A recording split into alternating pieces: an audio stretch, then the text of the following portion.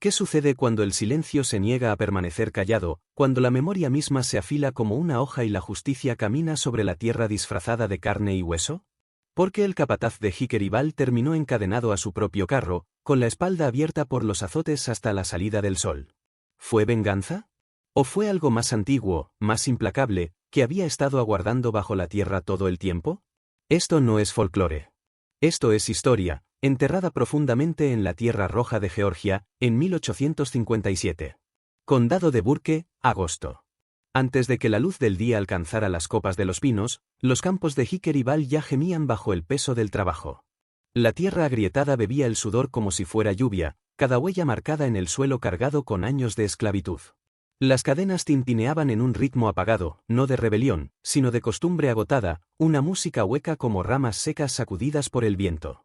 Ruth caminaba entre ellos. 32 años, piel oscura y curtida como la melaza quemada en un caldero, manos endurecidas por años de recoger y cargar, muñecas engrosadas y marcadas por la mordida del hierro. Su rostro había sido despojado de expresiones, adiestrado en la quietud. Hacía mucho tiempo había aprendido que las lágrimas y la furia solo alimentaban el hambre del capataz. Había enterrado a su esposo bajo el cobertizo de tabaco un invierno, el pecho hundido tras un castigo demasiado brutal para pronunciarse en voz alta.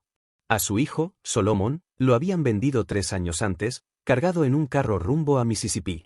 Nunca volvió a ver su rostro. Tampoco lloró entonces. Solo permaneció inmóvil, escuchando como si la tierra misma le susurrara verdades que ningún hombre podía borrar. Silas Griggs, el capataz, ejercía su crueldad con otra forma. No gritaba. No alardeaba. Repartía dolor como un sacerdote reparte oraciones, en silencio, metódicamente, con la calma de un ritual. No azotaba a la luz del día, esperaba el manto de la oscuridad, donde las paredes del granero guardaban los gritos como escrituras. Sus castigos no eran espectáculos, sino ceremonias. Una mirada demasiado larga, una pausa demasiado lenta, una palabra fuera de lugar, cualquiera de estas bastaba para llevar un cuerpo al poste bajo la luna. Ruth había sentido el látigo 3 veces. Una vez por interponerse entre un azote y un niño demasiado pequeño para cargar un saco. Otra por tararear una canción que no se encontraba en el himnario del hombre blanco. Y otra, la más peligrosa de todas, por intentar mostrarle a una muchacha cómo se dibujaban las letras en la tierra. Aquella última vez, su brazo quedó colgando, inerte, durante semanas. Aún así, no huyó. No suplicó. No gritó. Observó. Olfateaba la sangre en el aire en las noches en que Silas actuaba. Contaba los gritos que el viento arrastraba. Y aprendía que el sufrimiento repetido se convierte en un ritual. Y que todo ritual puede romperse. No estaba sola. Su silencio encontraba eco en Moses, alto y de mirada de hierro, cuya presencia llevaba el peso de un juramento no pronunciado. En Clara, que llevaba una sonrisa fantasma, como si aún recordara la alegría incluso en la esclavitud. En Ezequiel, viejo y cojo, pero más filoso que el vidrio molido contra la piedra. No estaban unidos por sangre, sino por el dolor cosido en una sola tela, más firme que el parentesco. Silas conocía sus nombres, pero no sus pensamientos. No sabía que Ruth había medido cada paso entre el granero y la casa grande. No sabía que había aprendido las rotaciones de los guardias, la duración precisa de cada turno. No sabía que había memorizado el olor del láudano cuando el amo enfermaba, ni cuánto bastaba para silenciar a un hombre durante 1 hora. El tiempo era el único regalo que los campos le ofrecían, y ella lo recogía como quien junta leña seca. Cada tarde, cuando el trabajo terminaba, Ruth se sentaba bajo el nogal muerto frente a los barracones. Sus dedos se movían sobre la tierra, ya no formando letras, solo trazando patrones, movimientos como afilar una hoja invisible. No rezaba. Creía que el cielo no tenía oídos para los encadenados. Pero creía en la memoria. Y creía en un tipo de justicia que no pide permiso, una justicia que avanza en silencio. Luego llegó la noche en que un muchacho llamado Josia, apenas con 12 años, tropezó y derramó un balde de agua. Silas lo arrastró hacia las sombras de los establos. Al amanecer, el niño había desaparecido. El suelo mostraba surcos de sangre que nunca podrían borrarse. Ese día, algo se quebró dentro de Ruth. No fue un estallido visible, no fue un grito, sino un frío que se deslizó dentro de sus huesos y se quedó allí. Observó el rastro más tiempo del necesario. Los demás lo notaron. Sus miradas se encontraron con la suya, firmes, intencionales. Ninguna palabra fue dicha. Ninguna era necesaria. En aquel silencio nació un pacto, no escrito, no hablado, pero imposible de negar. El sonido de las cadenas dejó de ser el mismo. Ya no era solamente la música apagada de la supervivencia, ahora llevaba otro peso, un eco que parecía susurrar sobre algo que se agitaba bajo la superficie. En las horas del crepúsculo, cuando el aire se volvía espeso y las ranas entonaban sus himnos graves, los barracones latían con historias nunca destinadas a oídos blancos. Relatos cosidos con memoria y miedo, transmitidos de boca en boca, se convertían en escudo y en profecía. Una de esas historias era la de la serpiente ciega, un espíritu nacido de la propia tierra, marcado y abrasado por la injusticia. No atacaba bajo el sol. No rugía ni amenazaba. Esperaba, deslizándose en secreto a través de raíces y piedras, de respiraciones y sombras. Y cuando llegaba su momento, mordía rápido y sin vacilación, dejando tras de sí solo silencio. Ruth había crecido con esa historia. Su abuela, con una voz desgastada por siglos de pena, se la había contado bajo otro cielo. La serpiente no era maldad. Era equilibrio. Observaba mientras los hombres marcaban a fuego, mientras azotaban y encadenaban, mientras construían sus casas sobre los lamentos de los rotos. Y cuando la crueldad del mundo se volvía insoportable, recordaba que nada edificado sobre la sangre podía sostenerse para siempre. La muerte de Josiah no trajo lamentos a los barracones. El duelo era peligroso, revelaba demasiado, ofrecía a los blancos demasiado para notar. En cambio, la ausencia del muchacho despertó algo más profundo que el dolor. Ruth no derramó lágrimas, pero esa noche, bajo el nogal muerto, pronunció en voz alta 4 nombres. Moses. Clara. Ezequiel. Uno a uno llegaron. Sin saludos, sin rituales, solo el peso del silencio haciéndose más denso entre ellos. Moses habló primero. Su voz baja, firme, era la de un hombre que había enterrado demasiado para desperdiciar palabras. Había pasado por 3 plantaciones antes de Jiqueribal y en cada una había cavado tumbas para quienes amaba. Ellos creen que no miramos, dijo, con hierro en el tono. Pero recordamos. Siempre recordamos. Clara, que alguna vez había servido en la casa del amo antes de ser arrojada al campo por robar galletas, se inclinó hacia adelante. Silas ya no se esconde, murmuró. Cree que el dolor nos hace olvidar. Pero el dolor es lo que nos obliga a recordar. Ezequiel no habló por mucho tiempo. Sus ojos, nublados pero agudos, permanecieron fijos en la tierra. Al fin, dijo una sola palabra: pronto. Todavía no era un plan, ni siquiera un esqueleto de uno. Pero era una semilla. Y desde esa noche, el aire cambió. La manera en que caminaban, en que trabajaban, incluso en que respiraban, llevaba una corriente oculta. Los ojos de Ruth se afilaron. Comenzó a notar cada detalle. El candado oxidado y torcido en el granero de almacenamiento. La tabla floja en la cerca detrás de la cocina de humo. Los momentos en que Silas se descuidaba, dejando sus llaves colgando, olvidando que siempre había ojos que lo observaban. Ella memorizó el ritmo de sus botas, la manera en que bebía de su petaca, el camino que repetía cada noche como si estuviera atado a él. Clara puso a prueba a la casa, fingiendo enfermedad una mañana solo para medir la reacción del amo. No pasaron 5 minutos antes de que Silas fuera llamado. Otro día, Moses accidentalmente derramó un saco de clavos junto a los establos, atrayendo la furia y atención de Silas el tiempo suficiente para que Ezequiel se deslizara en el cobertizo y regresara con una cuerda que nadie echaría de menos. Pequeños gestos, esparcidos como semillas, pero cuando se unieron, se convirtieron en una cadena propia. Los días seguían ardiendo bajo el sol de Georgia. Los campos de algodón seguían tragándose cada aliento. Pero debajo de todo ello, Ruth sentía que algo se movía. No era rabia, no todavía, sino preparación. Las palabras entre ellos llevaban ahora un doble significado, y cada silencio pesaba con entendimiento. No estaban tramando venganza por el simple hecho de vengarse. Lo que se estaba gestando era más frío, más afilado, inevitable. Era un ajuste de cuentas. Una noche, Clara llegó con un trozo de tela y un pedazo de carbón. En la tierra detrás de los barracones dibujó el contorno de la plantación, un mapa rústico. Los puestos de guardia. Las rutas de los faroles. Los horarios de vigilancia. Golpeó con el dedo una marca detrás de la cocina de humo. Aquí nunca miran después de anochecer, susurró. Ruth asintió. Moses añadió: los perros, si los alimentas bien, duermen profundamente. Después de la tercera campanada tenemos casi 2 horas. Nadie preguntó qué harían con esas 2 horas. No todavía. La pregunta quedó suspendida en el aire, no dicha pero viva, enroscada con tensión. Esperaron. Esperaron como la serpiente ciega esperaba en las raíces de la tierra, inmóvil, silenciosa, inevitable. Ese septiembre, la lluvia llegó suave. No lo suficiente para enfriar la tierra agrietada, pero sí para que las mañanas olieran a hojas podridas y hierro. Era el olor del cambio, y Ruth lo sintió asentarse profundamente en sus huesos. El aire se mantenía húmedo y denso, cada día arrastrándose como si la tierra misma supiera que estaba a punto de presenciar algo que no podría olvidar. El algodón florecía pálido contra el suelo oscuro, y la voz de Silas se quebraba con más frecuencia en los campos, cortante e impaciente, como acero raspando contra piedra. Ruth hablaba poco durante esas semanas, pero su silencio había cambiado de forma. Ya no era el silencio de la resistencia pasiva.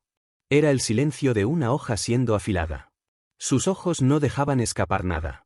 Observaba su cojera cuando se cansaba, la manera en que se ajustaba el sombrero antes de girar hacia los barracones, el temblor en su mano cuando buscaba demasiado seguido su petaca. Su crueldad no había disminuido, pero sus bordes comenzaban a deshilacharse. Ezequiel trabajaba en la fragua, doblando trozos de hierro en ganchos, clavos y herramientas toscas. Nadie le prestaba atención. Para los hombres blancos, un viejo lisiado martillando clavos torcidos no era más que ruido de fondo. Pero cada pieza que moldeaba encontraba su lugar en algo mayor. Ruth lo visitaba después del anochecer bajo el pretexto de llevar sobras de comida, pero en realidad estaba ayudando a tejer los fragmentos de un plan, una pieza de hierro a la vez. Clara también tenía su papel. Su sonrisa, su dulzura fingida, su obediencia aparente siempre habían sido su disfraz, y ese disfraz la hacía peligrosa. Se deslizaba entre la casa y el campo con destreza practicada, recogiendo palabras como otros recogían agua. Supo que la esposa del amo se consumía en la cama, ardiendo con una fiebre que aparecía y desaparecía como niebla. Con el amo distraído, Silas había quedado con más responsabilidades de las que podía soportar. Las grietas se notaban. Una tarde, Clara regresó a los barracones con una noticia que afiló cada corazón: Silas había movido su pistola. Ya no estaba en el granero. Ahora la guardaba más cerca, oculta en el cobertizo médico junto a la casa grande. Ya no confía en nosotros, susurró Clara. La mantiene cerca, pero escondida donde cree que no miraremos. La mirada de Ruth buscó a Moses, y él respondió con un leve asentimiento. El cobertizo estaba tranquilo por la noche. Más fácil de alcanzar. Los perros seguían siendo un problema. Animales flacos, feroces, entrenados para desgarrar. Pero Ruth los había alimentado antes. Sabía que hierbas adormecían sus sentidos, que sobras suavizaban su desconfianza. Con cuidado, comenzó a dejar trozos en la raíz hueca de un árbol cerca de la cocina. Con el tiempo, sus gruñidos se apagaron. Empezaron a reconocer su olor. Nada se apresuraba. Apresurarse significaba cadenas y sangre. En cambio, el plan crecía como una red, cada hilo tendido con paciencia, cada nudo atado en silencio. Moses estudiaba a los guardias por la noche. 3 hombres patrullaban en pares, pero siempre había un momento en que el campo trasero quedaba sin vigilancia. 7 minutos, tal vez 8. No es mucho, dijo Moses. Pero es suficiente. No decidieron nada en voz alta. No hubo listas. No hubo señales. No hubo pruebas. Solo miradas que se encontraban en la oscuridad, respiraciones contenidas en un mismo acuerdo. El momento llegaría después de que comenzara la cosecha, cuando el cansancio adormeciera a los blancos, cuando los trabajadores del campo estuvieran exhaustos, cuando nadie se fijara en los movimientos más pequeños. Ruth encontró la pieza final por sí misma. Un tramo de cadena oxidada, gruesa como su muñeca, abandonada detrás de la cocina de humo. La arrastró en silencio, la enterró bajo paja junto al sendero de los carros. Ningún ojo vio lo que hacía. Los días se deshicieron en semanas. El aire mismo parecía endurecerse de tanta espera. Hablaban menos, incluso entre ellos. Las sonrisas desaparecieron. El miedo no era al fracaso, sino a ser descubiertos demasiado pronto. Ruth soñó con su hijo, Solomon, por primera vez en años. Ya no era un niño, sino un hombre, silencioso e inmóvil, mirándola con unos ojos que llevaban tanto juicio como bendición. Despertó con sabor a hierro en la lengua. La noche anterior, Ezequiel había recorrido los campos con el pretexto de revisar las herramientas. Se detuvo junto al cobertizo médico, lo suficiente para ver. La pistola aún estaba allí. No dijo nada cuando regresó. Esa misma tarde, Ruth alzó el rostro hacia el cielo. La luna estaba alta e implacable, sin nubes que suavizaran su luz. Una noche seca. El tipo de noche en la que el sonido viaja más lejos que los pasos, cuando los secretos son demasiado pesados para permanecer enterrados. La pólvora estaba lista. Solo esperaba la chispa. Y la noche se deslizó, pesada, inmóvil, como si también contuviera la respiración. El cielo se extendía negro e infinito, las estrellas clavadas arriba como alfileres helados en las vigas de una iglesia caída. La noche estaba demasiado quieta, antinaturalmente quieta. Incluso los bebés, que solían quejarse en las horas oscuras, yacían en silencio como si el miedo mismo les hubiera puesto una mano sobre la boca. Nada se movía, nada se agitaba, pero el peso de la anticipación envolvía los barracones como humo.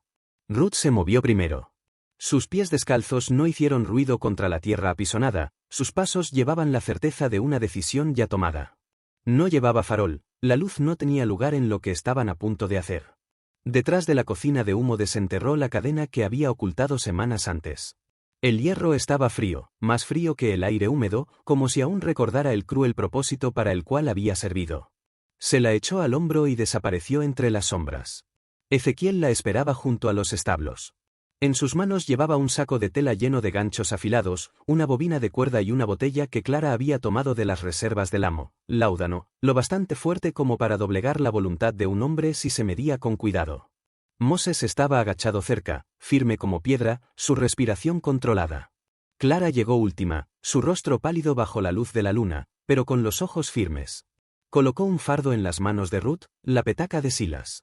Había deslizado el veneno en ella más temprano ese día, lo justo para nublarle la mente, para aflojarle el control. Silas había hecho su última ronda justo antes de la segunda campanada.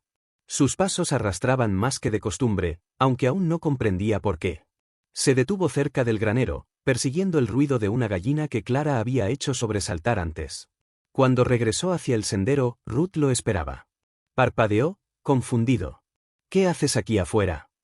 Sus palabras eran lentas, su lengua pesada. Ruth no respondió. Clara salió de las sombras detrás de un carro. Luego Moses, luego Ezequiel. La mano de Silas fue instintivamente a su cinturón, pero la pistola ya no estaba. Su respiración se quebró. En ese latido, la línea entre reconocimiento y miedo se cerró. Moses golpeó primero, un golpe limpio en la parte posterior de la cabeza que lo hizo caer de rodillas con fuerza. Silas gimió, sus brazos agitándose, pero el láudano ya lo dominaba, sus movimientos eran débiles, inestables. Ezequiel dio un paso adelante, enrollando la cadena alrededor de sus muñecas, tirando con fuerza, atándolo al carro roto abandonado en el borde del claro. Un vestigio de otra temporada, ahora convertido en cadalso. Lo levantaron, presionando su espalda contra el marco del carro. Sus gritos ahogados irrumpieron en la noche, pero Clara le metió un trapo en la boca y lo ató con fuerza. Sus sollozos no venían de la comprensión, sino de la confusión. Ruth se mantuvo de pie frente a él, su respiración medida, su silencio vasto. Ya no veía al capataz. Veía el pequeño cuerpo de Josia arrastrado hacia las sombras. Veía el rostro de Solomon desvaneciéndose en el polvo del Mississippi. Veía a las mujeres llevadas a los graneros que nunca regresaron. Se veía a sí misma doblada bajo el látigo, la piel desgarrándose, el calor elevándose desde la tierra. Su voz llegó al fin, suave pero inquebrantable. ¿Recuerdas los nombres? Silas gimió, la mordaza atrapando sus palabras. Ella dio un paso más cerca, su voz más baja ahora, como si hablara con los árboles, con la tierra, con aquellos que habían partido antes. Ellos sí. El látigo que levantó no era de cuero ni de hierro, sino de cuerda áspera, húmeda con el rocío de la noche. El primer golpe cortó el silencio. Luego otro. Clara tomó la cuerda después. Luego Moses. Luego Ezequiel. Ninguno habló. Ninguno maldijo. Los golpes cayeron firmes, despojados de furia, despojados de espectáculo. Solo la noche fue testigo, absorbiendo el ritmo de la justicia. La luna comenzó su lento descenso, las estrellas hundiéndose con ella. Cuando la primera bruma gris tocó el horizonte, Silas Griggs colgaba inerte contra el carro, su cuerpo roto, su aliento apagado. El carro permanecía en silencio, marcado por sangre y pino, un monumento que ningún sermón podría borrar. Ruth dio un paso atrás, el pecho elevándose, los ojos despejados. Sin lágrimas, sin triunfo. Solo la conclusión. Nadie corrió. Nadie se escondió. Regresaron hacia los barracones con el mismo paso constante, como si volvieran de los campos. La tierra misma parecía alterada en el silencio que siguió, no purificada, nunca purificada, pero transformada, marcada. La serpiente había atacado. Y cuando el sol finalmente se alzó, lo hizo a regañadientes, su luz pálida tragada por la niebla que se aferraba terca y baja, como si llorara o quizá como si diera testimonio. Los árboles que bordeaban los campos parecían congelados en su lugar, como si se esforzaran por escuchar. Un silencio se extendió por Hickory Ball, no el silencio de la paz, sino el de algo roto, algo inquieto. Al amanecer, Silas Griggs fue hallado atado al carro roto, su cuerpo desplomado como una cáscara desechada tras la cosecha. Su boca estaba abierta, sus ojos vidriosos, fijos en la nada. Desde el cuello hasta los talones, su piel llevaba marcas deliberadas, azotes profundos, cada uno una respuesta a años de silencio. El capataz que había gobernado sin alzar la voz había dejado el mundo de la misma manera, tragado entero por el silencio. Los amos respondieron con furia, con preguntas frenéticas, con miedo disfrazado de ira. Los susurros se afilaron en acusaciones, las acusaciones se encendieron en violencia. Convocaron a los sabuesos, enviaron patrullas galopando por los pinares, hombres armados peinando los bosques en busca de sombras que no existían. Ninguno regresó con la verdad. Los esclavizados de Hickory Ball no habían huido. No habían hablado. Al amanecer ya estaban en sus lugares, uñas ennegrecidas por la tierra, cabezas inclinadas, bocas selladas. No hubo confesiones. No hubo lágrimas. El carro permaneció en el campo durante 3 días. Los blancos no se acercaban. Los esclavizados no lo miraban, pero todos sentían su presencia. Para algunos fue advertencia, para otros, liberación. Cuando por fin llegó un nuevo capataz, era joven, nervioso, sus amenazas húmedas de saliva y carentes del peso de la convicción. Sus ojos recorrían los campos como los de un hombre que sabía que el peligro habitaba en cada sombra. Sus palabras no tenían raíces. Ruth continuó como siempre, sus movimientos inalterados, sus deberes cumplidos con precisión. Pero dentro de ella, la quietud había cambiado. Ya no era entumecimiento. Era un saber claro, inquebrantable. Hablaba solo cuando era necesario, pero su silencio mismo se había vuelto pesado, dominante. Clara volvió a la casa, su voz suave, sus manos juntas, pero su mirada cargaba nueva hondura. Moses regresó a la fragua, martillando el hierro con golpes deliberados, cada sonido firme y con propósito. Ezequiel cojeaba entre las hileras, callado pero vigilante, sus ojos más afilados que nunca. Algo en los barracones había cambiado. El mismo aire parecía respirar distinto. Los niños se acercaban más a los árboles cuando jugaban, como atraídos por una fuerza invisible. Los ancianos hablaban con menos contención en la oscuridad. Canciones que habían quedado tragadas por la memoria encontraron su camino de regreso en murmullos bajos, discretos pero vivos. No esperanzados, aún no, pero vivos. Una tarde, Ruth se sentó sola bajo el nogal. Era el mismo lugar donde Josia había reído alguna vez, donde los ancianos susurraban sobre serpientes y espíritus, sobre la retribución que llega cuando la justicia es negada. Dibujó un patrón en la tierra con el dedo, una forma antigua, redonda e infinita. No era una letra. No era un mapa. Solo la memoria de la continuidad. No sonrió. El viento agitó suavemente las ramas, vagando sin rumbo sobre su cabeza. Al otro lado del campo, el carro ya no estaba. Había sido quemado en la noche, no por orden, sino por manos invisibles. Al amanecer, solo quedaban cenizas. Sin ceremonia, sin rastro, solo la tierra reclamando lo que se le debía.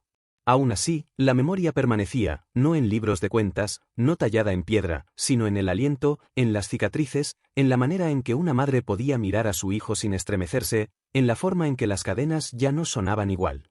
No era libertad, todavía no. Pero era su eco, inquietante, innegable, y vivo en el silencio.